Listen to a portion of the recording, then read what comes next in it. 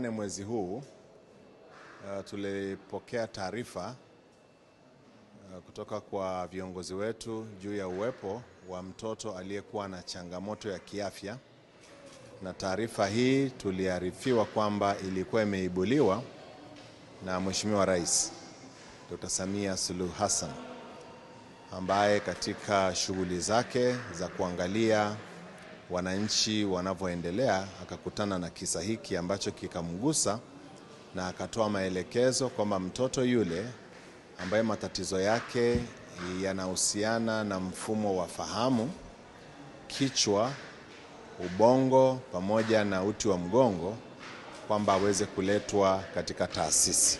Mtoto huyu ambaye tuliye naye, na nafikiri mtapata nafasi ya kusikia wazazi watakavyoeleza, tuko naye hapa kwa sababu ya changamoto inayohusisha na mfumo wa maji yanayozunguka katika kichwa, ambao usipopewa njia sahihi unaweza ukapelekea kichwa kuwa kikubwa sana, alafu ikaathiri ukuaji sahihi wa ubongo na madhara yake yakawa makubwa kwa mtoto.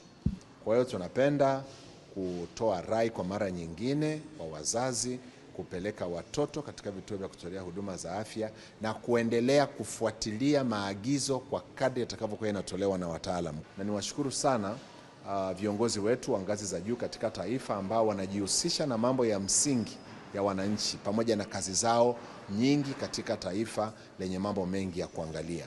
Na taasisi hii iko mahususi kwa ajili ya kuchangia afua zitakazopunguza madhila yanayotokana na magonjwa mbalimbali ambayo tunayaona katika wanadamu, yanayohusiana na mifupa, kichwa, ubongo, uti wa mgongo na mishipa ya fahamu. Asanteni sana, karibuni sana. Taasisi ya mifupa, Muhimbili, afya yako ni jukumu letu, kazi inaendelea.